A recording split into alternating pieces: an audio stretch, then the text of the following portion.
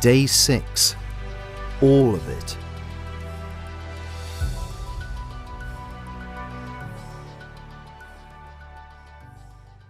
Dad, what's your password? Tim was hunched over his father's dusty tablet. He'd managed to turn down the brightness to a human optic safe level, but not much else. How the bloody hell am I supposed to know that? Tim's dad came in with one cup of tea and sat down. It wasn't for Tim. Didn't we write it down somewhere before? With a sigh, Tim's dad got up to go over to his desk and brought over a pile of assorted bits of paper. Tim felt he could remember some of them from childhood. It'll be in here somewhere. The two of them dived in, rotating scraps and squinting. Don't just put them back in the pile, Dad. I know what I'm doing. Is this it? Pass something? That says pasta, Dad. You have a shopping list from about 20 years ago in here. It's not 20 years. Here, look. Mulberry Road 78, ! That'll be it. Sure enough, the word passwords was scrawled across the top of a yellow post-it note, followed by some variations of the street and year Tim's dad bought his first house. Tim unlocked the tablet and went back to Facebook. His dad's email address was still waiting patiently in the first box, so he entered the password from the top of the list in the second. They were met with a feed of fishing videos, car adverts, and one post from a woman looking for her cat. Oh, Christ, that's Mandy I used to work with. What's she bloody doing on here? No idea, Dad. Why don't you ask her? You've got a load of unread messages.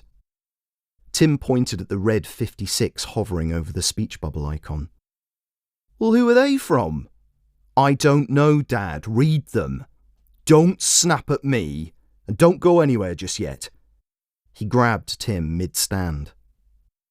By the fourth or fifth complaint about one person or utter confusion over another, Tim pulled out his own phone and started playing a game. He only looked up again when his dad elbowed him in the ribs. Oh, one for you, soft lad. Tim glanced at the tablet where there was a single message from someone called Marco, the profile picture, a bronzed, muscly man lying by a pool, obviously cribbed from an actual photo shoot of someone else. The message read, Hey baby, I got all of it. Check your email, close brackets. Tim's dad turned, but Tim intercepted the question. I don't know what he's talking about. That's obviously not him though, and it's just a phishing scam. How does he know I like fishing? Tim sighed. Dad, the whole internet knows what you like because you click on it. You look at something, it assumes you like it, so it shows you more of it.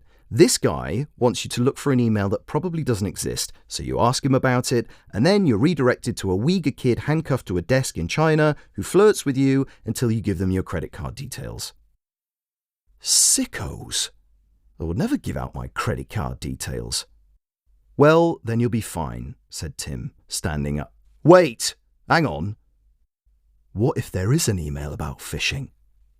Phishing, Dad, with a PH. Oh, God, look, if it'll put your mind at rest.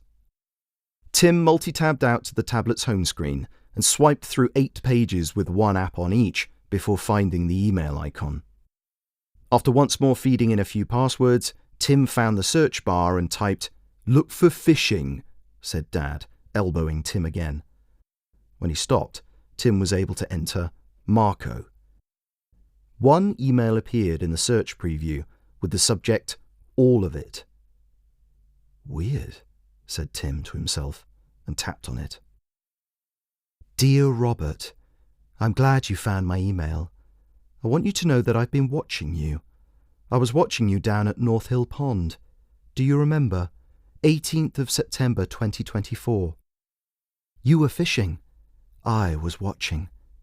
I like to watch the birds and the people enjoying the park. I like to watch people fish, especially. So much equipment and patience. Do you remember that I came to ask you about it? And do you remember what you said? I do. You said, Don't stand there, mate. You're casting a shadow on the water. Scares the bloody fish away. Well, you cast a shadow on my heart that day, Robert. You took what little I had left, my dignity. You took all of it. So, I decided to take everything from you. I followed you home. I quite easily accessed your home network. I took a walk down Mulberry Road into all of your accounts. Within 20 minutes, I was able to take all of your data, all of your money. But I didn't. The email ended. Tim and his dad looked at each other. Ping! Tim swiped back to Facebook, Marco's chiseled features looking up at them. There was a new message. I didn't take it because I took something better.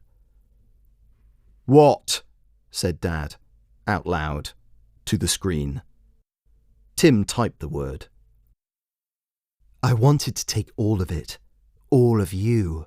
So, I took some of you, some of your hair, to be exact. There was a single strand on the back of your cagoule, but it was enough for my ritual. I took it home and summoned my fine mother. She instructed me on how to make a doll that could take your soul. Your soul will be mine. All of it. Tim typed, Are you watching the house now? How do we know you are real? Oh, I'm real, Tim. What kind of name is that, anyway? No offence, Robert. I'm watching you, and you will watch as I take Daddy's soul. I'll finally get you, baby. Hook, line, and sinker. Dad laughed. Tim looked at him. What? A sickening cough came from the kitchen as the dog collapsed.